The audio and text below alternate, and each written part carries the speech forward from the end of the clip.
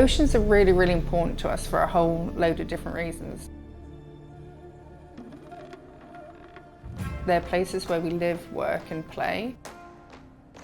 When climate change happens and affects them, then it also affects us on land. Whether it's the food that we can access, or the jobs that we have, or the communities that rely on them. My name is Dr. Helen Gurney-Smith. I'm a research scientist based at the St Andrews Biological Station, which is part of Fisheries and Oceans Canada, in beautiful St Andrews, New Brunswick.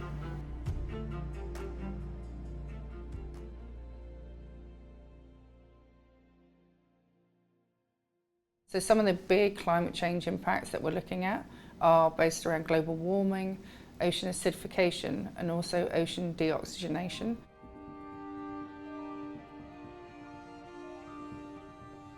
In terms of how that affects us in land, it means it could be a potential change on the species that you see on the beach, a change in the jobs that you might have access to, or the species that you're harvesting, and also impacts on coastal communities who might be reliant on that resource. So one of the species that we're working with a lot at the moment is the Atlantic sea scallop. Atlantic sea scallops are actually a really important species for Atlantic Canada, and in particular Nova Scotia and New Brunswick. What we're trying to do is to find out how future conditions will affect these species. So we're looking at when baby scallops may be or may not be in the seawater, and if that timing is changing.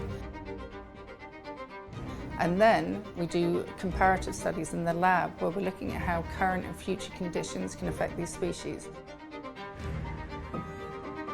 So what we do is that we change the seawater parameters, so we basically mimic these future scenarios, and we see what that means to sea scallops, whether that means that they're going to be more vulnerable or less vulnerable, and if that means that the offspring are going to be viable populations as well.